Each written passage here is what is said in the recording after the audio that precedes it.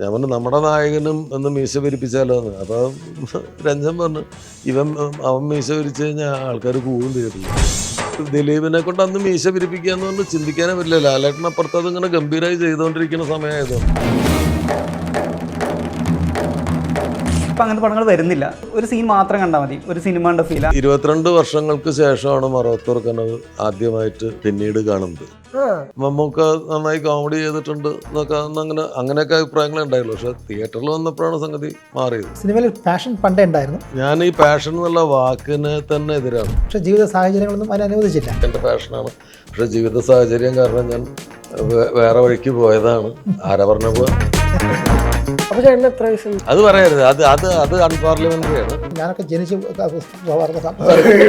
അതല്ല, സോറി 800 ആൾക്കാരും കൈയടിച്ച് ഭയങ്കര ഇതൊക്കെ. പക്ഷെ അവരൊക്കെ എൻ്റെ ഫ്രണ്ട്സ് ആയിരുന്നു. അപ്പോൾ ഫ്രണ്ട്സിനെ സുഖിപ്പിക്കുക എന്നുള്ളത് അന്ന് ഞാൻ വിചാരിച്ചു. ഇയാളെ സൂചിപ്പിച്ചിട്ട് പ്രത്യേകിച്ച് ഒരു കാര്യമില്ലാത്ത സായിപ്പൊക്കെ ഒരു 100 പേർക്ക് കോൺസ്റ്റിപ്പേഷൻ ഉണ്ടെങ്കിൽ ആ സിനിമ പൊളിഞ്ഞു പോകും. ഇത് മുട്ടിയിരിക്കണവര് ചിരിക്കില്ല. Hi hello viewers, welcome to our show untold with Ajin.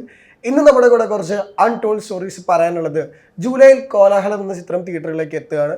അപ്പോൾ അതിൻ്റെ കുറച്ച് വിശേഷങ്ങൾ പങ്കുവയ്ക്കാൻ we have director Lal Jose, പ്രൊഡ്യൂസറും ആക്ടറുമായിട്ടുള്ള സന്തോഷ്, പിന്നെ ഈ പറഞ്ഞ പോലെ അനുഷ ആൻഡ് റഷീദ്. സോ 4 പേർക്കും വെൽക്കം. ഈ ലാൽ ജോസ് അവതരിപ്പിക്കുന്നു. എനിക്ക് പെട്ടെന്ന് അത് കണ്ടപ്പോൾ ഓർമ്മ വന്നത്, കുറച്ചാലും മുമ്പ് വരെ ഏറ്റവും ലൈവായിട്ട് നിന്നിരുന്ന ഒരു സംഭവമായിരുന്നു LJ ഫിലിംസ്.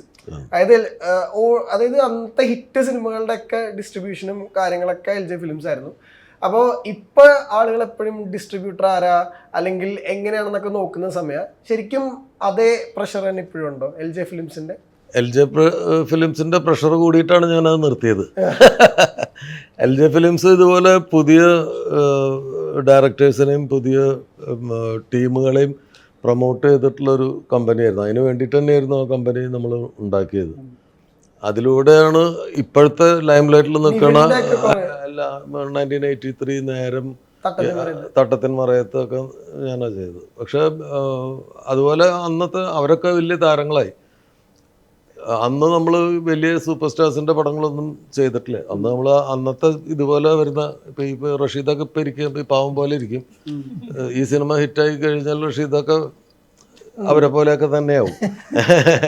അപ്പം അങ്ങനെ കുറേ ആളുകളെ കണ്ടിട്ടുണ്ട്. പക്ഷെ ഞാൻ എല്ലാ കാലത്തും പുതിയ ആളുകൾ സിനിമയിൽ വരണം എന്ന് ആഗ്രഹിക്കുന്ന ഒരാളാണ്. എപ്പോഴും ഫ്രഷ് ഫേസസ് വരണം, ഫ്രഷ് ഡയറക്ടേഴ്സ് വരണം. നമ്മൾ ആലോചിക്കുന്നത് പോലെ അല്ലാതെ ആലോചിക്കുന്ന ആളുകൾ, അത് നമ്മളുടെയും പഠനത്തിൻ്റെ ഭാഗമാണ്. അപ്പം LJ ഫിലിംസ് ഒരു പ്രഷർ ആയതുകൊണ്ടല്ല, LJ ഫിലിംസ് ഫിനാൻഷ്യലി എനിക്ക് വയബിൾ അല്ലാണ്ടായി. അപ്പോൾ ഞങ്ങളുടെ അവസാനം ഹിറ്റായ സിനിമ ആനന്ദം എന്ന് പറഞ്ഞ സിനിമയായിരുന്നു. അതും പുതിയ ആൾക്കാരായിരുന്നു മൊത്തം. അത് കഴിഞ്ഞിട്ട് ഞാൻ ചെയ്ത സിനിമകളും അത്ര ഫിനാൻഷ്യലി സക്സസ് ആയില്ല. ഞങ്ങൾ ഡിസ്ട്രിബ്യൂഷൻ എടുത്ത സിനിമകളും ആയില്ല. അപ്പോൾ ഇനി മുന്നോട്ട് പോയി കഴിഞ്ഞാൽ നമ്മൾ വീടും കൂടി വെക്കേണ്ടി വരുമെന്ന് സംശയം തോന്നിയപ്പോൾ വീട് ബാക്കിയിരുന്നോട്ടെ എന്ന് വെച്ചു. ഇല്ല, ഇപ്പോൾ ഇതിൽ ഈ പറഞ്ഞ പോലെ പ്രൊഡ്യൂസറാണ്, അതോടൊപ്പം ഒരു പ്രധാന കഥാപാത്രവും. അപ്പോൾ എങ്ങനെയാ സിനിമ പണ്ടോട്ടെ പാഷൻ ആണോ? സത്യം പറയാൻ ഒരു സിനിമയിൽ പാഷൻ പണ്ടേ ഉണ്ടായിരുന്നു. പക്ഷേ ജീവിത സാഹചര്യങ്ങളൊന്നും അതിനെ അനുവദിച്ചില്ല.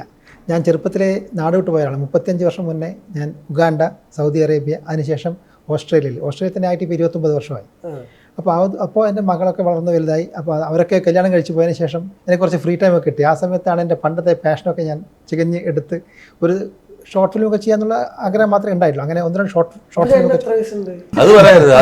അത് അൺപാർലമെന്ററി ആണ്. അത് പുള്ളി ഒരു പാവത്താനായതുകൊണ്ടാണ് പറഞ്ഞത്. പുള്ളി ഈ സിനിമയിലെ നായകനാണ്. അപ്പൊ 29 വർഷം ഓസ്ട്രേലിയയിൽ തന്നെ ഉണ്ടായിരുന്നു എന്ന് പറയുമ്പോൾ തന്നെ ആൾക്കാർ കണക്ക് കൂട്ടും. 20 വയസ്സിൽ ഓസ്ട്രേലിയയിൽ പോയിട്ടുണ്ടെങ്കിൽ ഇപ്പൊ എത്ര വയസ്സായിരുന്നു? അല്ലല്ല, ഇതില് ഞാൻ ഈ സിനിമയായിട്ട് എനിക്ക് യാതൊരു ബന്ധവുമില്ല. കോലാഹലം എന്ന് പറഞ്ഞ സിനിമയായിട്ട് എനിക്ക് യാതൊരു ബന്ധവുമില്ല. പക്ഷെ ഞാൻ ഒരുപാട് ഇതുപോലെ ഈ പാഷനാണ് സിനിമ എന്ന് പറയുന്ന ഒരുപാട് ആൾക്കാരെ കണ്ടിട്ടുണ്ട്. ഞാൻ ഈ പാഷൻ എന്നുള്ള വാക്കിന് തന്നെ എതിരാണ്. സിനിമയിൽ പാഷൻ കൊണ്ട് ഒരാൾക്കും വരാനും പറ്റില്ല, പാഷൻ കൊണ്ട് ഇവിടെ ഒന്നും നേടാനും പറ്റില്ല. നിങ്ങൾക്ക് ടാലന്റ് തന്നെ വേണം. ടാലന്റ് വേണം. കറക്റ്റ് ടൈമിൽ കറക്റ്റ് ആളുകളുടെ മുമ്പിൽ എത്തിപ്പെടണം. അപ്പൊ അതിന് വേണമെങ്കിൽ നമുക്ക് ഫേറ്റ് എന്നോ ദൈവാനുഗ്രഹം എന്നോ നിങ്ങളുടെ ജാതകം എന്നോ പറയാം. പാഷൻ എന്ന് പറഞ്ഞു കഴിഞ്ഞാൽ നല്ല പൈസ കിട്ടുന്ന എല്ലാ ജോലിയോടും ആൾക്കാർക്ക് തോന്നുന്ന കൊതി, പ്രശസ്തിയോട് തോന്നുന്ന കൊതിനെയാണ് ആളുകൾ പാഷനായിട്ട് തെറ്റിദ്ധരിച്ചിരിക്കുന്നത്. ശരിയാണ് പറഞ്ഞത്. അപ്പൊ പാഷൻ എന്നുള്ള വാക്ക് തന്നെ നിരോധിക്കേണ്ട ഒരു സാധനമാണ്. പാഷൻ കൊണ്ട് നിങ്ങൾ എവിടെ എത്തില്ല. നിങ്ങൾക്ക് റിയൽ ടാലന്റ് ഉണ്ടാവണം, നിങ്ങൾ റിയലായിട്ട് അതിന് വേണ്ടിയിട്ട് കഷ്ടപ്പെടണം, നല്ല ക്ഷമ വേണം, കാത്തിരിക്കാനുള്ള ക്ഷമ വേണം. അപ്പോൾ ഈ സന്തോഷിൻ്റെ കാറ്റഗറിയിലുള്ള ആൾക്കാരെ ഞാൻ എൻ്റെ ഹോൾ ലൈഫ് ഞാൻ കണ്ടിട്ടുണ്ട്. ഞാൻ യാത്ര ചെയ്യുമ്പോഴൊക്കെ ഈ ആൾക്കാർ വന്നിട്ട് പറയും എൻ്റെ പാഷനാണ്, പക്ഷേ ജീവിത സാഹചര്യം കാരണം ഞാൻ വേറെ വഴിക്ക് പോയതാണ്. ആരാ പറഞ്ഞ പോവാൻ നിങ്ങൾക്ക് ഞാൻ പറഞ്ഞ. അപ്പൊ എല്ലാ ആളുകളും ഇതിനു വേണ്ടിയിട്ട് എന്തെങ്കിലും സാക്രിഫൈസ് ചെയ്യുന്ന ആളുകൾക്ക് മാത്രമേ ഇവിടെ എന്തെങ്കിലും ചെയ്യാൻ പറ്റുള്ളൂ.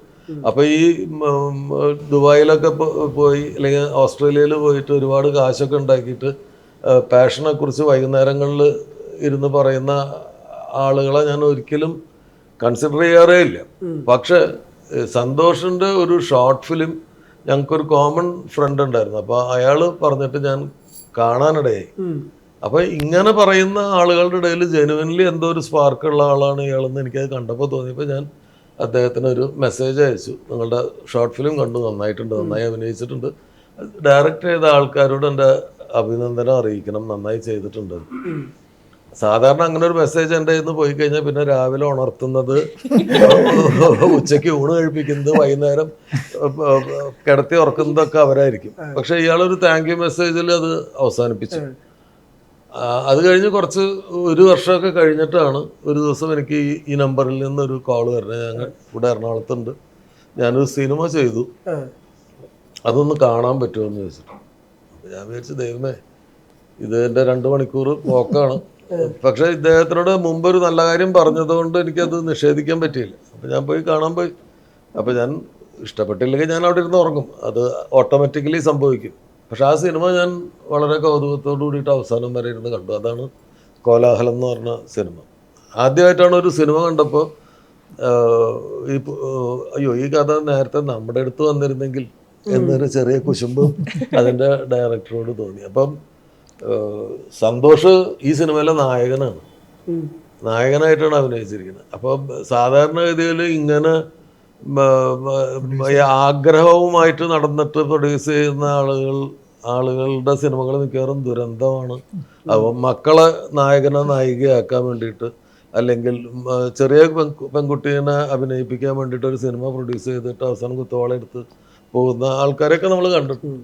അപ്പം ഇദ്ദേഹം പക്ഷേ ഇൻവെസ്റ്റ് ചെയ്തത് കറക്റ്റ് ആളുകളുടെ അടുത്താണ്. നല്ല തിരക്കഥയായിരുന്നു, നല്ല സംവിധായകനുണ്ടായിരുന്നു. അപ്പോൾ ഇദ്ദേഹത്തിൻ്റെ ഒരു ആഗ്രഹം എന്ന് പറയുന്നത് ജെനുവിനായിരുന്നു എന്നാണ് ഞാൻ മനസ്സിലാക്കുന്നത്. കാരണം അദ്ദേഹത്തിന് അഭിനയിക്കാൻ അറിയാം, അപ്പം നന്നായിട്ട് അഭിനയിച്ചിട്ടുണ്ട്.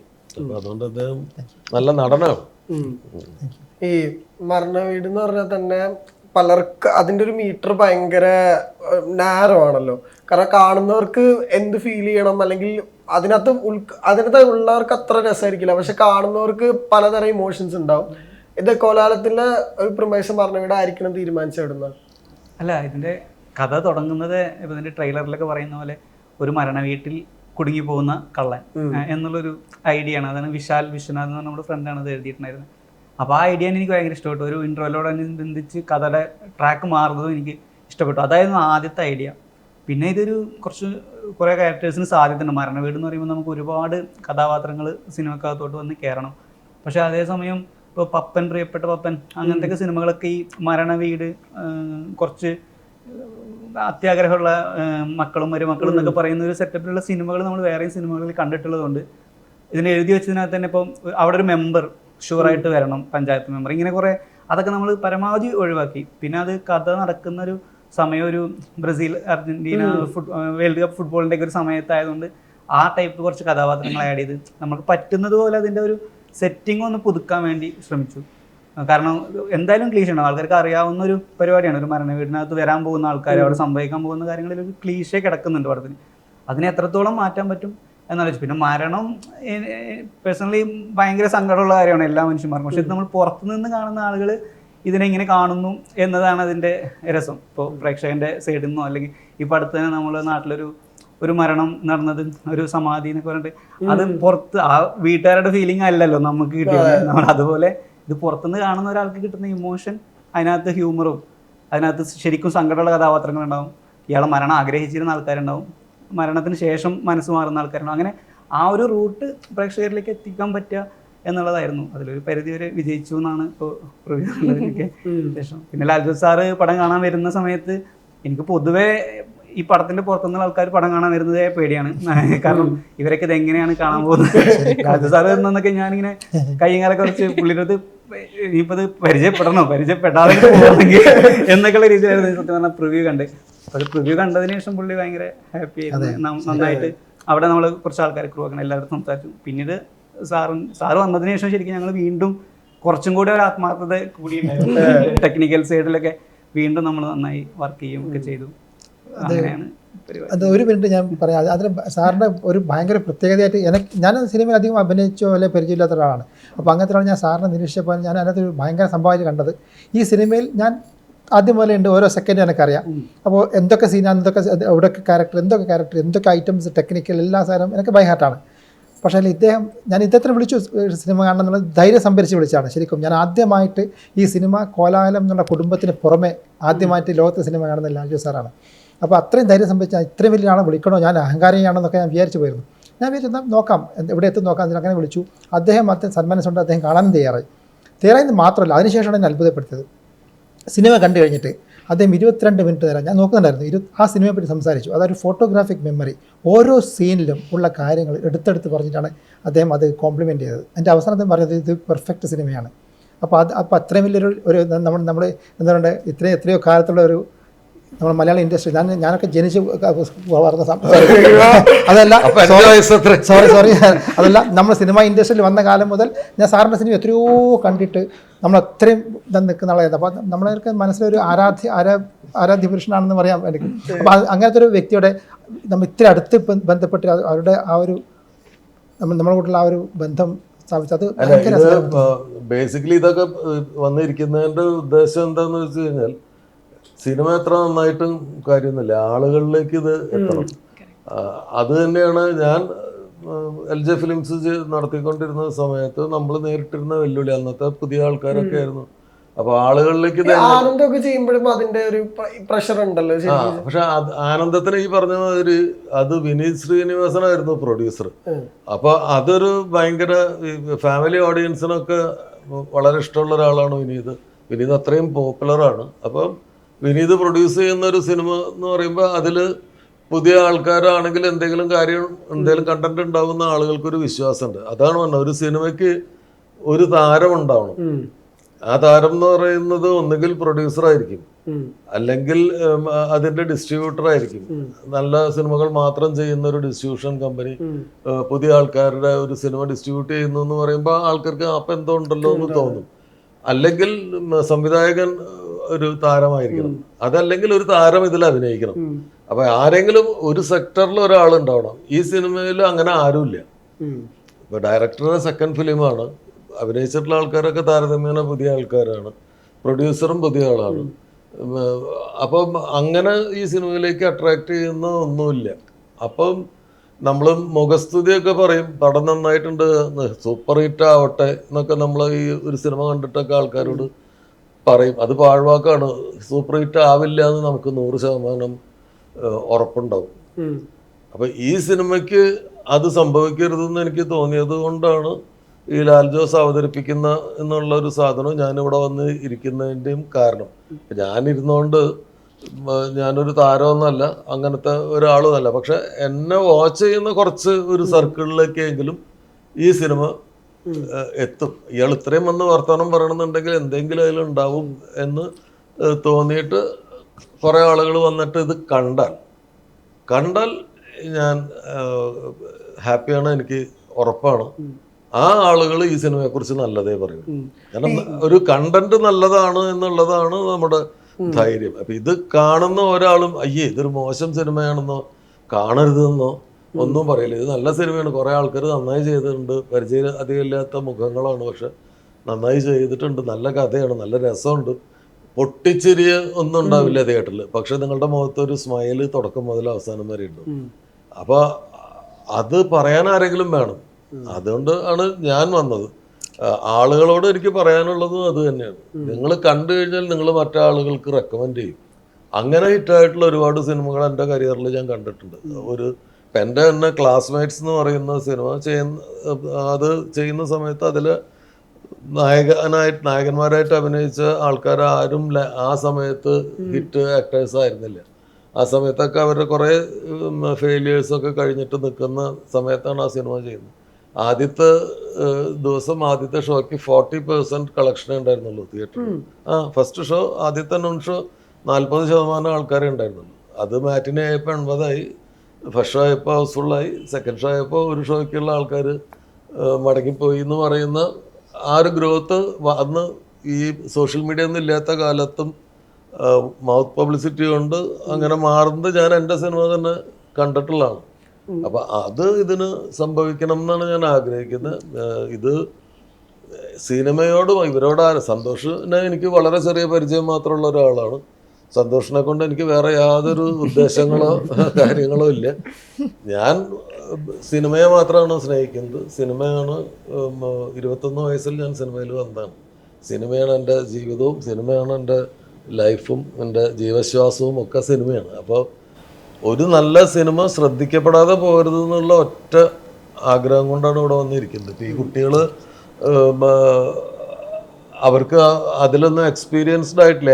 ഏത് പോയിന്റിലേക്കാണ് ഫോക്കസ് ചെയ്ത് സംസാരിക്കേണ്ടതെന്ന് അവർക്കല്ല. അവർ നിങ്ങൾ ചോദിക്കുന്നതിന് അവരിങ്ങനെ മറുപടി പറയുന്നേ ഉള്ളൂ.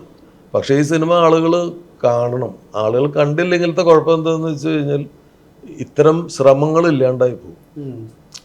ഈ സിനിമയൊക്കെ വിജയിച്ചു കഴിഞ്ഞാൽ നമുക്ക് ഒരു സെറ്റ് ഓഫ് ന്യൂ ആക്ടേഴ്സിനെ കിട്ടും, ഒരു പുതിയ റൈറ്ററെ കിട്ടും.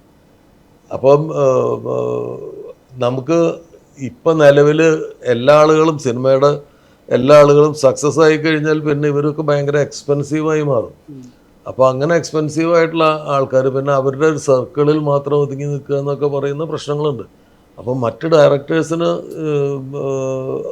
ഒരു സിനിമ ചെയ്യണമെന്നുണ്ടെങ്കിൽ നമുക്ക് ആക്ടേഴ്സ് വേണം, നമുക്ക് അഫോർഡ് ചെയ്യാവുന്ന ആക്ടേഴ്സ് വേണം. അപ്പോൾ ഇത്തരം സിനിമകൾ അത്തരം ആക്ടേഴ്സിനെ സപ്ലൈ ചെയ്യുന്ന ഒരു ഖനിയാണ് ഈ സിനിമ എന്ന് വെച്ചാൽ. ഇതിൽ അഭിനയിച്ച ചെറിയ റോളിൽ അഭിനയിച്ച ആളുകൾ വരെ മനോഹരമായിട്ട് പെർഫോം ചെയ്തിട്ടുള്ള ആൾക്കാരാണ്. ഈ സാർ ആരെങ്കിലും എങ്ങനെ പ്രിവ്യൂ കാണിച്ചിട്ടുണ്ടോ സാറിന്റെ സിനിമകൾ? എൻ്റെ സിനിമകൾ ഞാൻ പ്രിവ്യൂ കാണിക്കാറില്ല, പേടിയാണ്. ഒന്നാമത് വെറുതെ ആകെ ഒരു സിനിമയ്ക്കേ പ്രിവ്യൂ ഉണ്ടായിട്ടുള്ളൂ. അത് മറ്റേ മറവത്തൂർ കനോ, എൻ്റെ ഫസ്റ്റ് ഫിലിം. അത് അന്ന് ചെന്നൈയിലായിരുന്നല്ലോ എല്ലാം.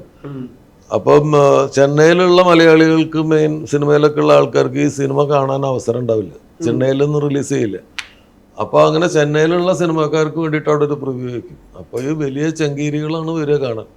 പഴയ ഡയറക്ടേഴ്സ്, പഴയ പ്രൊഡ്യൂസേഴ്സ്, പഴയ ആക്ടേഴ്സൊക്കെ വരും. അങ്ങനെ അവരുടെ മുമ്പിൽ മറവത്തൂർക്കനോ, ഞാനപ്പോൾ ആ ഏരിയയിൽ ഉണ്ടായിട്ടില്ല, ഞാൻ സ്ഥലം വിട്ടു. അന്ന് റിപ്പോർട്ട് അന്ന് പോസിറ്റീവ് ആയിരുന്നു. അന്ന് പോസിറ്റീവാണ്, പോസിറ്റീവ് റിപ്പോർട്ട്. നല്ല സ്ക്രിപ്റ്റാണെന്നൊക്കെ പറഞ്ഞു അന്ന്. ശ്രീനേട്ടൻ്റെ സ്ക്രിപ്റ്റാണ്. അപ്പോൾ അത് അത്ര മോശമാവാൻ വഴിയില്ല എന്നുള്ളത് എല്ലാവർക്കും അറിയാലോ. മമ്മൂക്ക നന്നായി കോമഡി ചെയ്തിട്ടുണ്ട് എന്നൊക്കെ അങ്ങനെയൊക്കെ അഭിപ്രായങ്ങളെ ഉണ്ടായുള്ളൂ. പക്ഷെ തിയേറ്ററിൽ വന്നപ്പോഴാണ് സംഗതി മാറിയത്. ഈ അനുഷയ്ക്ക് എങ്ങനെ ശരിക്കും സിനിമ വന്നത്? കാരണം ഇപ്പുറത്തെ സൈഡിൽ മറ്റൊരു സീരിയലിൽ ഭയങ്കര ആക്റ്റീവ് ആയിരിക്കുന്ന സമയം കൂടിയാണ്. അപ്പോൾ കുറേ ഫാൻസ് ഉണ്ടെന്ന് അറിയാം. എങ്ങനെ ശരിക്കും സിനിമ എൻട്രി? സിനിമയാണ് അത്. ഞാൻ തിളക്കത്തിലും കിളിച്ചുണ്ട മാമ്പഴത്തിലൊക്കെ കുട്ടിയാകുമ്പോൾ അഭിനയിച്ചിട്ടുണ്ട്. അതായത് അപ്പൊ വീടിന്റെ തൊട്ടടുത്തായിരുന്നു, ഒറ്റപ്പാലാവുണ്ട്. അവിടെ എപ്പോഴും ഇങ്ങനെ സിനിമ ആൾക്കാരും സെറ്റൊക്കെ ഉണ്ട്. അപ്പൊ അങ്ങനെ പോയിട്ട് അപ്പൊ ചെറുപ്പത്തിൽ തന്നെ ഇത് എവിടെയോ കയറിയിട്ടുണ്ട്, അഭിനയിക്കണം. അതായത് ഇങ്ങനെ TV കാണുമ്പോൾ, ഡാൻസ് ഒക്കെ കാണുമ്പോൾ, ഡാൻസ് പഠിച്ചിട്ടുണ്ട്. അപ്പോൾ ഡാൻസിനോട് ഒരു താല്പര്യമാണ്. അപ്പോൾ ഇതൊക്കെ കാണുമ്പോൾ പിന്നെ സിനിമ അഭിനയിച്ചപ്പോൾ പിന്നെ TV-ലൊക്കെ കാണുമ്പോൾ അത് കാണുമ്പോൾ വേറെ ഒരു ഫീലിംഗ് ആണ്. അപ്പോൾ സിനിമ അഭിനയിക്കണം. പിന്നെ ഒബ്വിയസ്ലി ടിപ്പിക്കൽ മലയാളി ഒരു മിഡിൽ ക്ലാസ് ഫാമിലിയുടെ ഒരു ഇതിൽ നന്നായി പഠിച്ചിട്ട് പിന്നെ നോക്കാന്ന് പറഞ്ഞിട്ട് അപ്പോഴൊന്നും പിന്നെ ഇങ്ങനെ ട്രൈ ചെയ്തിട്ടില്ല. അതായത് ഓഡിഷന് പോകാൻ പറ്റില്ല, അങ്ങനെയൊന്നും ഇല്ല. പിന്നെ ഡിഗ്രി പഠിച്ചു, MBA പഠിച്ചു. അപ്പോൾ സിനിമ അഭിനയിക്കുന്ന ചെറുപ്പം തൊട്ടുണ്ട്, അത് വീട്ടുകാർക്കും അറിയാം. പക്ഷെ പഠിത്തമൊക്കെ കഴിയട്ടെ, പഠിത്തം എന്തായാലും വേണം എന്നുള്ളൊരു ഇതുണ്ടായിരുന്നു വീട്ടുകാർക്ക്. അപ്പോൾ പഠിച്ചൊക്കെ കഴിഞ്ഞ് അങ്ങനെയാണ് റഷീദേട്ടൻ്റെ അതിൻ്റെ മുന്നത്തെ സിനിമയിലാണ് ഞാൻ ഓഡിഷൻ കൊടുത്തത്. പക്ഷെ അതിൽ എനിക്ക് കിട്ടിയില്ല. അപ്പോൾ അവരുടെ നെക്സ്റ്റ് മൂവിയിൽ ഇവർ എന്നെ വിളിച്ചതാണ്. അന്ന് നോട്ട് ചെയ്തിട്ടുണ്ടായിരുന്നു. അതെ. അന്ന് ലാസ്റ്റ് ഷോർട്ട് ലിസ്റ്റിനകത്ത് ലാസ്റ്റ് 3 കുട്ടികളാണ് വന്നത്. അതിനകത്ത് എന്തോ കാരണം കൊണ്ട് വേറൊരു കുട്ടിയായിരുന്നു സെലക്ട് ആയത്. പക്ഷെ ഞങ്ങൾക്ക് നല്ല ആർട്ടിസ്റ്റ് ആയിരുന്നു, നമ്മൾ അന്ന് ചെയ്യിപ്പിക്കുമ്പോൾ നമുക്കറിയാം അത്യാവശ്യം നന്നായി ചെയ്യുന്ന കുട്ടിയാണ്. പിന്നെ ഒറ്റപ്പാലത്തുള്ള കുട്ടിയാണെന്ന് അറിയാം. ഇത് നടക്കുന്ന കഥ ഒറ്റപ്പാലത്താണ്, ആ ഒരു സ്ലാങ് ഒക്കെ കിട്ടി അടിപൊളിയായിരിക്കുന്നു. അങ്ങനെയാണ് അനുഷിനെ സാർ ഇപ്പോൾ ഈ ശരിക്കും നമ്മൾ ഇന്ന് നിൽക്കുന്ന ദിവസത്തിൻ്റെ പിറ്റേ ദിവസമാണ് ജൂലൈ 4 മീശമാധവൻ ഇറങ്ങിയിട്ട് പറഞ്ഞ പോലെ ഒരുപാട് വർഷമായി. അപ്പോൾ ഞാൻ എപ്പോഴും മീശമാധവൻ്റെ സ്ക്രിപ്റ്റ് ശരിക്കും പറഞ്ഞു കഴിഞ്ഞാൽ ഒരു സ്റ്റാറിന് വേണ്ട ഏറ്റവും വൺ ഓഫ് ദ ബെസ്റ്റ് സ്ക്രിപ്റ്റുകളിലൊന്നാണ്. കാരണം അതിനകത്ത് പെർഫോം ചെയ്യാൻ പറ്റുന്ന എല്ലാ സ്കോപ്പുകളും ഉണ്ടായിരുന്നു. മീശമാധവൻ്റെ സ്ക്രിപ്റ്റ് അങ്ങനെ തന്നെയായിരുന്നു ഫസ്റ്റ് തൊട്ടേ, ഒരു സ്റ്റാർ ഡ്രിവൻ.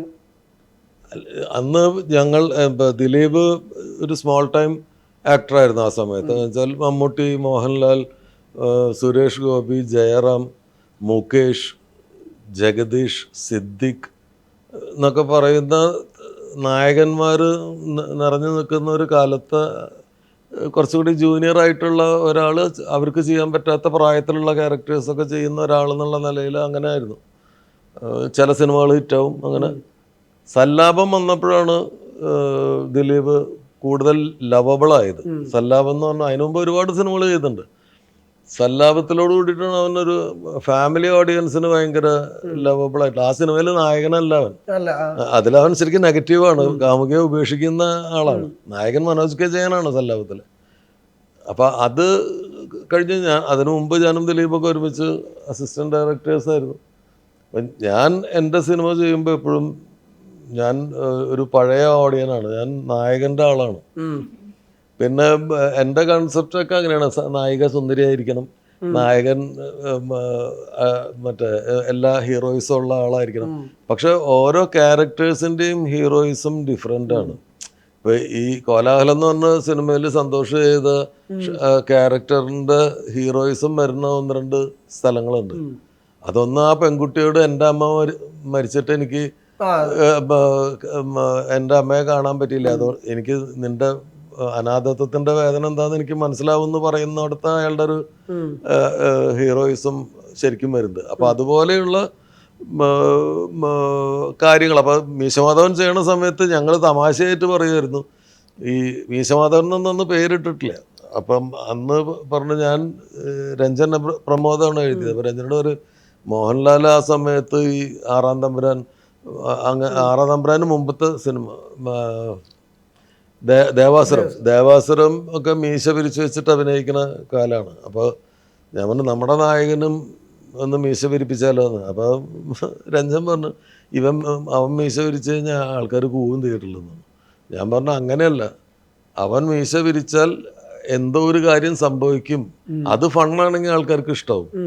അങ്ങനെ സ്ലോലി തമാശയാക്കിയിട്ട് തന്നെ അത് ചെയ്യിച്ചിട്ട് ഞാൻ ശരിക്കും എൻ്റെ മനസ്സിൽ ഒരു സൂപ്പർ സ്റ്റാർ എന്നുള്ള രീതിയിൽ തന്നെയാണ് അത് ചെയ്തത്. അപ്പം അത്തരം ചില ടെക്നിക്കുകൾ ആ സിനിമയിൽ വർക്കായി. മീശ പിരിക്കുന്നതിന് സ്പെഷ്യൽ മ്യൂസിക് പോലും ഉണ്ടായിരുന്നു.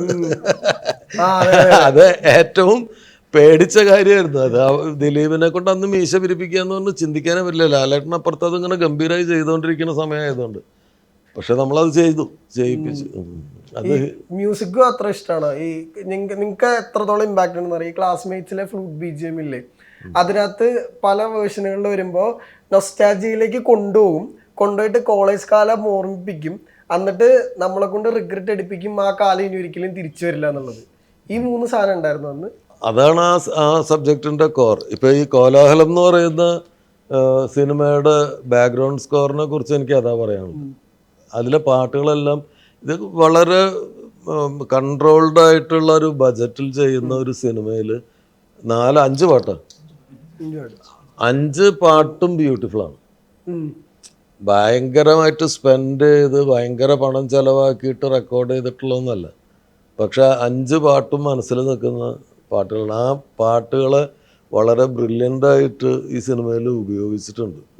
അപ്പോൾ ഈ ക്ലാസ്മേറ്റ്സ് ചെയ്യുമ്പോഴായാലും മീശമാധവൻ ചെയ്യുമ്പോഴും ഈ കോലാഹലം ചെയ്യുമ്പോഴും ഒരു ഡയറക്ടറുടെ മനസ്സിൽ അയാൾക്ക് വേണ്ടത് എന്താണെന്നുള്ളതിനെ കുറിച്ച് കൃത്യമായ ബോധ്യം ഉണ്ടാവണം. ഇപ്പോൾ റൈറ്റർ ഒരു നല്ല ആശയം പറഞ്ഞത് എന്തുകൊണ്ടാണ് ഡയറക്ടർ മോർ ഇമ്പോർട്ടൻ്റ് ആവണമെന്ന് വെച്ച് കഴിഞ്ഞാൽ, ഒരു നല്ല തിരക്കഥയെ ഒരു മോശം സംവിധായകന് നശിപ്പിക്കാൻ പറ്റും. ഒരു മോശം തിരക്കഥയെ ഒരു നല്ല സംവിധായകന് രക്ഷിക്കാനും പറ്റില്ല. രക്ഷിക്കാനും പറ്റില്ല. മോശമാണ്, കണ്ടന്റ് മോശമാണെങ്കിൽ ഒന്നും ചെയ്യാൻ പറ്റില്ല. പക്ഷെ ഒരു ആവറേജ് തിരക്കഥ ഒരു സൂപ്പർ ഹിറ്റ് സിനിമയാക്കാൻ ഒരു നല്ല സംവിധായകന് പറ്റും. കാരണം അല്ലെങ്കിൽ ഒരു ബേസിക്സ് മാത്രമുള്ള ഒരു തിരക്കഥനെ ലിഫ്റ്റ് ചെയ്യാൻ പറ്റും. എന്നോട് MT സാറ് നീലത്താമര കഴിഞ്ഞപ്പോൾ പറഞ്ഞൊരു കാര്യമാണ്, തിരക്കഥയിൽ നിന്ന് സിനിമ എലിവേറ്റഡ് ആവണം. അവിടെയാണ് ഒരു ഡയറക്ടറുടെ പ്രസൻസ്, ഡയറക്ടർ എന്ന് പറയുന്നത്. ഈ സിനിമയിൽ അത് സംഭവിച്ചിട്ടുണ്ടെന്ന് പറഞ്ഞപ്പോൾ എനിക്ക് ഓസ്കാർ കിട്ടിയതുപോലെ തോന്നിയാണ്. അതുപോലെ ഈ കോലാഹലത്തിൻ്റെ തിരക്കഥാകൃത്ത് അയാളുടെ ഡയറക്ടറോട് പറയും, നീ എൻ്റെ തിരക്കഥയിൽ നിന്ന് സിനിമയെ എലിവേറ്റ് ചെയ്തിട്ടുണ്ട്. അത് എല്ലാ സിനിമകളും, ഇപ്പം എൻ്റെ സിനിമകൾ എന്നുള്ളതല്ല, ഹിറ്റായിട്ടുള്ള എല്ലാ സിനിമകളിലും ആ മാജിക്ക് വർക്ക് ചെയ്തിട്ടുണ്ട്. അപ്പം ഞാനിവർക്കിനി കുറേ ഈ ഭാഗ്യത്തിൻ്റെ ചില സാധനങ്ങൾ കൂടി തലയിൽ വന്ന് വീഴട്ടെ. ഈ സിനിമ ഇറങ്ങുന്ന ദിവസം തിയേറ്ററിൽ ഗുഡ് സ്പിരിറ്റ്സ് വന്നിട്ട് ഇവർക്ക് വേണ്ടിയിട്ട് ആളുകളെ ഇക്കിളിയിടട്ടെ. ഈ മൂന്നാമത്തെ പടമാണല്ലോ റിലീസ് ആവാൻ പോകുന്ന രണ്ടാമത്തെ. അപ്പോൾ ഈ ജോണർ ഫസ്റ്റ് പടം എൻ്റയർലി വേറെ ജോണറിലായിരുന്നു, എനിക്ക് ത്രില്ലറായിരുന്നു തോന്നുന്നു ഭയങ്കര. ഇത് വരുമ്പോഴത്തേക്കും ഒരു ഡാർക്ക് ഹ്യൂമർ ടച്ച്. ശരിക്കും ഏത് ഇഷ്ടമുള്ള ജോണർ? എനിക്ക് ശരിക്കും ഇഷ്ടമുള്ള ജോണർ ഹൊററാണ്. പക്ഷേ എനിക്കത് ഇതുവരെ എൻ്റെ ആദ്യം ഓണായ സിനിമയ്ക്ക് അറിയായിരുന്നു. കോവിഡ് കാരണം ബ്ലോക്കായി പോയതാണ് ആ സിനിമ. എൻ്റെ ഇഷ്ടപ്പെട്ട ജോണർ എന്നൊക്കെ പറയുന്നത് അതാണ്. ഇഷ്ടപ്പെട്ടതായതാണോ എന്ന് വെച്ച് കഴിഞ്ഞാൽ എൻ്റെ ഈ ഷോർട്ട് ഫിലിം ഏറ്റവും കൂടുതൽ അഭിപ്രായം കിട്ടിയൊരു ഷോർട്ട് ഫിലിം ഉണ്ടായിരുന്നു, ഇല്ലിത്തള്ള എന്ന് പറഞ്ഞിട്ടൊരു ഷോർട്ട് ഫിലിം. അപ്പോൾ ഈ ഇല്ലിത്തള്ള കണ്ടതിന് ശേഷമാണ് എനിക്ക് പ്രൊഡക്ഷൻ കമ്പനികളിൽ നിന്ന് വെളി വരുന്നതും ആളുകളൊക്കെ ഒന്ന് ശ്രദ്ധിക്കുന്നതൊക്കെ സിനിമ രംഗത്തേക്കുള്ള. അപ്പോൾ എനിക്ക് തന്നെ തോന്നി എൻ്റെ പരിപാടിയിൽ ഇപ്പോൾ ഇതായിരിക്കും വർക്കാവുന്നത് കൂടുതൽ എന്നുള്ള കാര്യം കേട്ടോ. വേറെ ഒരു കോമഡി അല്ല, കട്ട ഡാർക്ക് പരിപാടിയാണ് എനിക്ക് താല്പര്യം. പക്ഷേ പിന്നീട് ഇപ്പോൾ നമ്മുടെ ഒരു സാഹചര്യവശാൽ കിട്ടുന്ന സബ്ജക്റ്റുകൾ, ബഡ്ജറ്റ്, പല കാരണങ്ങളും ഉണ്ടാകും ചില സിനിമകൾ നമ്മളെ കയ്യിൽ വരുമ്പോൾ. അപ്പോൾ എൻ്റെ പോലെ ഒരാൾക്ക് ഭയങ്കര സെലക്റ്റീവ് ആവാനൊന്നും പറ്റില്ല. ഞാൻ ഇതുണ്ടെങ്കിലേ ചെയ്യൂ, അല്ലെങ്കിൽ ഇങ്ങനെയാണെങ്കിൽ ഈ പരിപാടികളൊന്നും നമ്മൾ ആലോചിക്കാറില്ല. സത്യസന്ധമായി പറഞ്ഞാൽ ഞാൻ ഇതിനി എന്നെക്കൊണ്ട് എത്രത്തോളം നന്നാക്കാൻ പറ്റും എന്നുള്ളതിലാണ് നമ്മൾ ഫോക്കസ് ചെയ്യുക. ഇത് കണ്ടു കഴിഞ്ഞാൽ ഇത് ചിലപ്പോൾ എൻ്റെ ചിലപ്പോൾ അടുത്ത സിനിമ, അതായത് ഏതെങ്കിലും ഒരു സമയം വരുമ്പോൾ ആളുകളത് എടുത്തു നോക്കുമല്ലോ, ഞാൻ ആദ്യം ചെയ്ത പടം ഏതാണ് അതിന് മുന്നേ. അപ്പോൾ ആൾക്കാർ പറയും അന്നൊന്നും ഇവന് ഒരു പണി അറിഞ്ഞിരുന്നില്ല എന്ന് പറയരുത് എന്നുള്ളത് കൊണ്ട് തന്നെ ഞാൻ എല്ലാ സംഭവവും മാക്സിമം എന്നെക്കൊണ്ട് പറ്റുന്ന പോലെ വൃത്തിയാക്കുക എന്നുള്ളൊരു ഉദ്ദേശത്തിലാണ് ചെയ്യാറ്. അപ്പോൾ ഇപ്പോൾ ഇത് വന്നപ്പോൾ എനിക്കിതിൻ്റെ ഹ്യൂമർ ഇഷ്ടപ്പെട്ടു. എൻ്റെ ഒരു ടേസ്റ്റ് എന്ന് പറഞ്ഞാൽ എനിക്ക് എല്ലാ പടവും ഒരുമാതിരിപ്പെട്ട പടങ്ങളൊക്കെ എനിക്ക് ഇഷ്ടപ്പെടാറുണ്ട്. സാറിൻ്റെ ഒരു വിധപ്പെട്ട പടങ്ങളൊക്കെ എനിക്ക് ഇഷ്ടം. അയാളും ഞാനും തമ്മിൽ എനിക്ക് ഭയങ്കര ഇഷ്ടപ്പെട്ട പടമാണ്. പിന്നെ വിശ്വനാഥനാണെങ്കിലും ക്ലാസ്മേറ്റ്സ് ആണെങ്കിലും, വിശ്വനാഥനാണ് എനിക്ക് ഇപ്പോഴും കാണുമ്പോൾ എല്ലാ സീനും ഇങ്ങനെ റിപ്പീറ്റായി കാണുമ്പോൾ നമുക്കിങ്ങനെ ഒരു ഇപ്പം അങ്ങനത്തെ പടങ്ങൾ വരുന്നില്ല. എങ്ങനെയാണെന്ന് വെച്ച് കഴിഞ്ഞാൽ കോമഡിയൊക്കെ ഒരു സീൻ മാത്രം കണ്ടാൽ മതി, ഒരു സിനിമയുടെ ഫീൽ, അങ്ങനത്തെ സീനുകളുള്ള പടങ്ങൾ ഇപ്പോൾ വരുന്നില്ല. ഇപ്പോൾ ഒരു പടം കണ്ട് ഇറങ്ങിക്കഴിഞ്ഞാൽ അതിനകത്തൊരു കോമഡി നമുക്ക് എടുത്ത് പറയാൻ പറ്റില്ല. പക്ഷേ മീശോമാധവനിലേക്ക് വേണമെങ്കിൽ നമുക്ക് ആ ചായക്കട സീൻ, മറ്റേ പടവലങ്ങ പരിപാടി കണ്ടല്ലോ, ആ ഒരു സീന് തുടങ്ങി ആ സീൻ എൻഡായി മറ്റേ വാളൊക്കെ എടുത്തിട്ട് ഒരു ബാർബർ ഷാപ്പിലേക്ക് വരുന്ന സീൻ വരെ കണ്ടത് ഒരു സിനിമയുടെ പോലെ, നമ്മളൊരു ഷോർട്ട് ഫിലിം, ഒരു ഹ്യൂമർ ഷോർട്ട് ഫിലിം പോലെയാണ്. അങ്ങനത്തെ സിനിമകളിപ്പോൾ ഇല്ല. ഇപ്പം ഇങ്ങനെ ഒരു സിറ്റുവേഷനിൽ ഇങ്ങനെ പോകും, പടം കംപ്ലീറ്റ് കണ്ടു തീരുമ്പോൾ നമ്മൾ ആലോചിച്ച് കഴിഞ്ഞാൽ നല്ല. അതുകൊണ്ട് തന്നെ ഇപ്പോഴും എനിക്ക് അങ്ങനത്തെ സിനിമകൾ, എന്താ അങ്ങനത്തെ സിനിമ എഴുതാൻ എനിക്ക് അറിയുന്നുണ്ടെങ്കിൽ ഞാൻ അങ്ങനത്തെ സിനിമ എഴുതിയിരുന്നു. പക്ഷെ എനിക്ക് എഴുത്തിൽ കോൺഫിഡൻസ് ഇല്ലാത്തതുകൊണ്ട് ഭയങ്കര രസമുള്ള സിനിമകളായിരുന്നു അതൊക്കെ. സാറിൻ്റെ എല്ലാ പടവും പറഞ്ഞു കഴിഞ്ഞാൽ ഒരു വിധപ്പെട്ട പടങ്ങളൊക്കെ. പ്രത്യേകിച്ച് എനിക്ക് സാറ് പാട്ടെടുക്കുന്നത് ഭയങ്കര ഇഷ്ടമാണ്. പാട്ട് വൻ പൊളിയാണ്. എന്നെ അത് ഭയങ്കരമായിട്ട് സ്വാധീനിച്ചിട്ടുണ്ട്. ഇപ്പോൾ ഞാൻ എല്ലാവരോടും പറയുന്ന, അപ്പോൾ പുള്ളിപ്പുലി ആട്ടിൻകുട്ടി ആ സിനിമക്കകത്ത് ഇവർ രണ്ടുപേരും ഒരു ഇടവഴി കൂടെ നടന്നു വരുമ്പോൾ ഇവർ ഭരതനാട്യത്തിൻ്റെ എന്തോ കോസ്റ്റ്യൂം, അതും ഇയാൾ ഈ കോസ്റ്റ്യൂമില്ല, ആ കോസ്റ്റ്യൂം അവർ ചേഞ്ച് ചെയ്തിട്ട് വരണമെങ്കിൽ ആ ഭംഗി ഉണ്ടാവില്ല. അതുകൊണ്ട് അവരെ നടന്നു വരുന്നില്ല, അവർ എന്ത് സംസാരിച്ചാലും അത് രസം തോന്നും. ആ കോസ്റ്റ്യൂം, ആ ഇടവഴി, പിന്നെ ചില സീനൊക്കെ ഉണ്ട് ഈ ആലപ്പുഴ സൈഡിലൊക്കെ ഒരു പച്ച ഇലയുടെ ഇടയിൽ മഞ്ഞ ഇലകളും ഇങ്ങനെ എടുത്ത് കാണിക്കുന്ന ഒരു അതിൻ്റെ ടോപ്പ് ആംഗിൾ ഷോട്ടൊക്കെ ഉണ്ട്. അതൊക്കെ നമ്മളിങ്ങനെ പോകുമ്പോൾ ഭയങ്കര രസമായിരിക്കും. ഇതിൻ്റെ ടോപ്പ് ആംഗിൾ എന്നൊക്കെ തോന്നുന്ന സാധനമൊക്കെ ഞാൻ കൂടുതൽ കണ്ടിരിക്കുന്നത് അയാളും ഞാൻ തമ്മിലത്തെ സോങ്, ഒരു വിധപ്പെട്ട സോങ് ഒക്കെ എനിക്ക് ഭയങ്കര രസമാണ്. അതിൻ്റെ ലൈറ്റിങ്ങും. സാറിന് ആക്ച്വലി ഏറ്റവും ഇഷ്ടമായതാണ് കുറച്ചുകൂടെ ഞാൻ പിന്നെ കാണാൻ ഞാൻ ഇനി ചെയ്യാൻ പോകുന്ന സിനിമയാണ് എനിക്ക് ഏറ്റവും ഇഷ്ടമുള്ള സിനിമ. ഒരു സിനിമ കഴിയുന്നതോട് കൂടിയിട്ട് എൻ്റെ മനസ്സിൽ ആ സിനിമ തീരും. ഞാൻ 22 വർഷങ്ങൾക്ക് ശേഷമാണ് മറവത്തൂർ കനവ് ആദ്യമായിട്ട് പിന്നീട് കാണുന്നത്. ഇപ്പൊ ഈ അടുത്ത് അയാൾ ഞാൻ നിങ്ങളുടെ ക്ലാസ്മേറ്റ്സ് ഒന്നും കണ്ടിട്ടില്ല. ആ ഷൂട്ടിങ്ങിൻ്റെ ഫൈനൽ കോപ്പി കഴിഞ്ഞ് ഇത് പ്രൊഡ്യൂസറിന് കൈമാറി കഴിഞ്ഞാൽ ഞാൻ പിന്നെ കാണാറില്ല. പിന്നെ വളരെ അപൂർവമായിട്ട് ചില സിനിമകൾ ഫസ്റ്റ് ഡേ നമ്മുടെ ആർട്ടിസ്റ്റും ക്രൂവും ഇപ്പം മറ്റേ സോളവൻ്റെ തേനീച്ചകൾ അവരെല്ലാം പുതിയ കുട്ടികളായിരുന്നു. അപ്പോൾ അവരുടെ കൂടെ ആദ്യ ഷോ കാണാൻ വരണമെന്ന് നിർബന്ധം പറഞ്ഞിട്ട് അങ്ങനെ ആ സിനിമയ്ക്ക് ഞാൻ തിയേറ്ററിൽ പോയിട്ട് കണ്ടിട്ടില്ല. മറവത്തൂർ കനവ് ഞാൻ മദ്രാസിൽ ലാബ് തിയേറ്ററിൽ കണ്ടിട്ട് ഞാൻ പിന്നെ കണ്ടിട്ടില്ല. പിന്നെ ഞാനിപ്പോൾ 25 കൊല്ലത്തിന് ശേഷം എൻ്റെ രണ്ടാമത്തെ മകള് ജനിച്ചിട്ടുണ്ടായിരുന്നില്ല അന്ന് ആ പടം ചെയ്യുമ്പോൾ. അപ്പോൾ അവള് കണ്ടിട്ടില്ല എന്ന് പറഞ്ഞിട്ട് അത് ആമസോൺ പ്രൈമിൽ വന്നപ്പോൾ ഞങ്ങൾ ഒരുമിച്ച് കണ്ടപ്പോഴാണ് പിന്നെ ഞാൻ കാണുന്നത്. ഈ റിലീസുകളുടെ ഒക്കെ കാലമാണല്ലോ, മീശമാധവനും ക്ലാസ്മേറ്റ്സ് ഒക്കെ ഒന്ന് ഇറക്കി വിടാൻ പറ്റുമെന്ന് ഇങ്ങനെ പലരും ചോദിക്കുന്നുണ്ട്. അത് പ്രൊഡ്യൂസേഴ്സിന്റെ ചോയ്സാണ്. റീ റിലീസ് എന്ന് പറഞ്ഞു കഴിഞ്ഞാൽ മിനിമം ഒരു 1.5 കോടി രൂപ ചെലവുണ്ട്. അപ്പം എൻ്റെ കയ്യിൽ അതില്ലാത്തത് കൊണ്ടും ആ സിനിമകളുടെ ക്രെഡിറ്റ് അതിൻ്റെ റൈറ്റ്സും ഒക്കെ പ്രൊഡ്യൂസേഴ്സിൻ്റെ കയ്യിലുണ്ട്. അത് അവരുടെ ഡിസിഷനാണ്. ടെൻഷൻ ഉണ്ടോ റിലീസ് വരുമ്പോൾ? ടെൻഷൻ ഉണ്ട്, നല്ല ടെൻഷൻ ഉണ്ട്. ഈ പടം ഇറക്കി വിജയിപ്പിക്കുക എന്നുള്ളത് വലിയൊരു ടാസ്ക്കാണ്. പ്രത്യേകിച്ച് നമ്മളെപ്പോലത്തെ ആൾക്കാർക്ക്, വെളിയിലുള്ള ആൾക്കാർക്ക് ഇവിടുത്തെ സിറ്റുവേഷൻ അറിയില്ല. ഇവിടെ വന്ന് കാണുമ്പോൾ നമുക്ക് വളരെ ഈസിയാണെന്ന് വിചാരിക്കും, അങ്ങനെ തുടങ്ങും. പക്ഷേ ഇവിടെ എത്തുമ്പോൾ എൻ്റെ ആ ഒരു പ്രശ്നങ്ങളുടെ സങ്കീർണത മനസ്സിലാക്കുന്നത്. പക്ഷേ ഇപ്പം ഇന്നത്തെ റിവ്യൂ കഴിഞ്ഞോട്ടെ എനിക്ക് കുറേ കൂടി കോൺഫിഡൻസ് കൂടിയെന്ന് ഞാൻ വിശ്വസിക്കുന്നു. കാരണം അത്രയും നല്ലൊരു റെസ്പോൺസ് കിട്ടിയിട്ടുണ്ടായിരുന്നു. ഇതുപോലത്തെ റെസ്പോൺസ് എനിക്ക് സിഡ്നിയിലും കിട്ടിയിരുന്നു. ഞാൻ സിഡ്നിയിൽ ഇതിൻ്റെ ഒരു പ്രീമിയർ ഷോ നടത്തിയിരുന്നു. 800 ആൾക്കാരുള്ള ഒരു സോൾഡ് ഔട്ട് ഷോയിൽ രാജ സാറ് വന്നിരുന്നു. അത് നമ്മുടെ ചീഫ് ഗസ്റ്റ് ആയിരുന്നു. അപ്പോൾ അന്ന് 800 ആൾക്കാരും കൈയടിച്ച് ഭയങ്കര ഇതൊക്കെ. പക്ഷെ അവരൊക്കെ എൻ്റെ ഫ്രണ്ട്സ് ആയിരുന്നു. അപ്പോൾ എൻ്റെ ഫ്രണ്ട്സിനെ സുഖിപ്പിക്കുക എന്നുള്ളത് അന്ന് ഞാൻ വിചാരിച്ചു. അല്ലല്ല, സ്റ്റാൻഡിങ് ഓവേഷൻ ഉണ്ടായിരുന്നു. അത് പക്ഷേ വെറുതെ അല്ലായിരുന്നു. കാരണം ഫോറിനേഴ്സ് ഒക്കെ ഉണ്ടായിരുന്നു. ഞാൻ അവിടെ അത് വാച്ച് ചെയ്യായിരുന്നു. സൂചിപ്പിക്കണത് നമുക്ക് അറിയാലോ, നമ്മള് സിനിമ എന്ന് പറയുക അതിൽ ഈ സുഖിപ്പിക്കൽ അതിൻ്റെ ഒരു ഭാഗമാണ്. പക്ഷെ ഇത് ലേമൻ ഇപ്പൊ ഇയാളെ സൂചിപ്പിച്ചിട്ട് പ്രത്യേകിച്ച് ഒരു കാര്യമില്ലാത്ത സായിപ്പൊക്കെ ശരിക്കും വളരെ അത് അത്ഭുതകരമായി തോന്നി. അതിനുശേഷം ഒരു 800ഓളം വീഡിയോ എൻ്റെ കയ്യിൽ ഇപ്പോഴും ഉണ്ട്. ഓരോ ആൾക്കാരുടെ റിയാക്ഷൻസ്, റെസ്പോൺസ് നമ്മൾ എടുത്തിരുന്നു. എല്ലാവരും ടോപ്പ് എൻഡായിട്ട് അതിനെ ചെയ്തു. അപ്പോൾ അതിനകത്ത് ശരിക്കും റഷീദിനൊക്കെയുള്ള കഴിവ് ഭയങ്കര. എൻ്റെ ഒരു ഞാൻ ശരിക്കും നല്ലോണം അഭിനയിച്ചു എന്ന് ആൾക്കാർ പറയുമ്പോഴാണ് ഞാൻ വിശ്വസിക്കുന്നത്. കാരണം എനിക്ക് എൻ്റെ കഴിവിൽ യാതൊരു വിശ്വാസമില്ല. സത്യമായിട്ട് എനിക്ക് വിശ്വാസമില്ലായിരുന്നു. പക്ഷേ അത് ശരിക്കും അത് റഷീദാണ്. എൻ്റെ 5 ഷോർട്ട് ഫിലിം ചെയ്തത് റഷീദാണ്. ഇല്ലിത്തള എന്ന് പറഞ്ഞ ഷോർട്ട് ഫിലിം ഒക്കെ ചെയ്ത റഷീദ് എൻ്റെ ഷോർട്ട് ഫിലിമാണ്. അങ്ങനെ ആ ഒരു ഇതിൽ വന്നതുകൊണ്ട് എനിക്കൊരു കോൺഫിഡൻസ് ഉണ്ടായിരുന്നു. ഇപ്പോൾ റഷീദ് ഉണ്ടായിക്കഴിഞ്ഞാൽ എനിക്കൊരു കോൺഫിഡൻസ്, ഒരു വിശ്വാസം അങ്ങനെ ഉണ്ടായിരുന്നത്. ഇപ്പോൾ ഞാൻ ആ പാട്ടുകാരെ ഒന്നുകൂടി പറയാം. സാറിൻ്റെ ഇത് വളരെ യാദൃശ്ചികമായി വന്നതാണ് കേട്ടോ.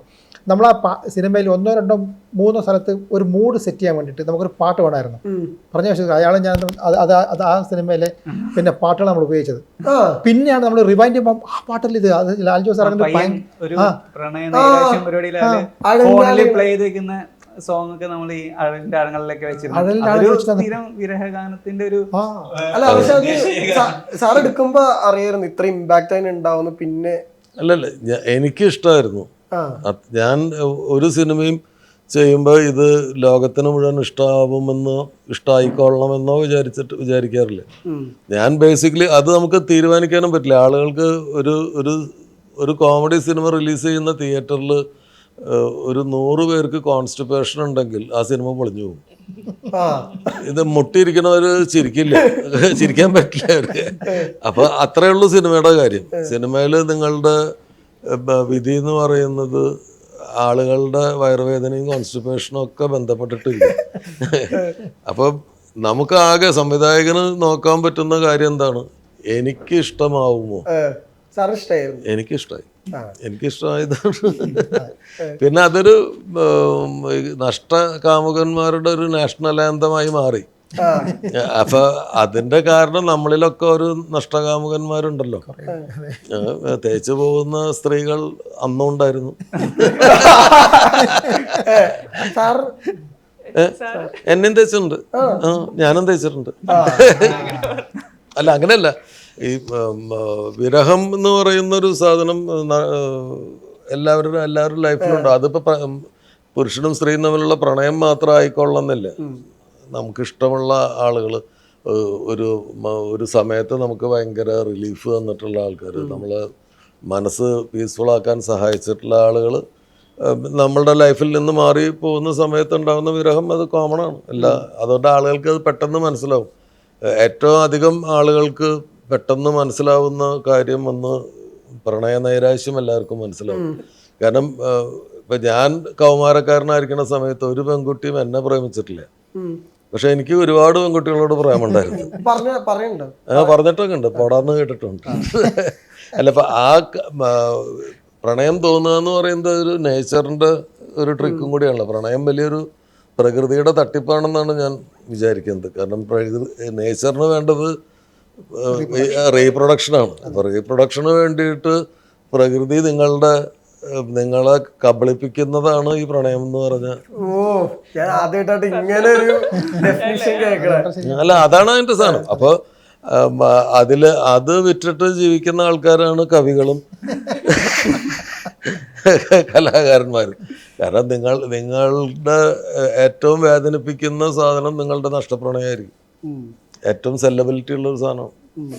അപ്പോൾ ജൂലൈയിൽ കോലാഹലം തിയേറ്ററുകളിലേക്ക് എത്തുകയാണ്. അപ്പോൾ എല്ലാവർക്കും എല്ലാവിധ ആശംസകളും നേരുന്നു. നല്ലൊരു തുടക്കാവട്ടെ സാറിനും. പറഞ്ഞ വലിയ വിജയങ്ങൾ ഉണ്ടാവട്ടെ. അടുത്ത സിനിമ ഏതാ സാർ? അടുത്ത എൻ്റെ സിനിമ അതൊരു പൊനം എന്ന് പറഞ്ഞിട്ടൊരു നോവലുണ്ട്.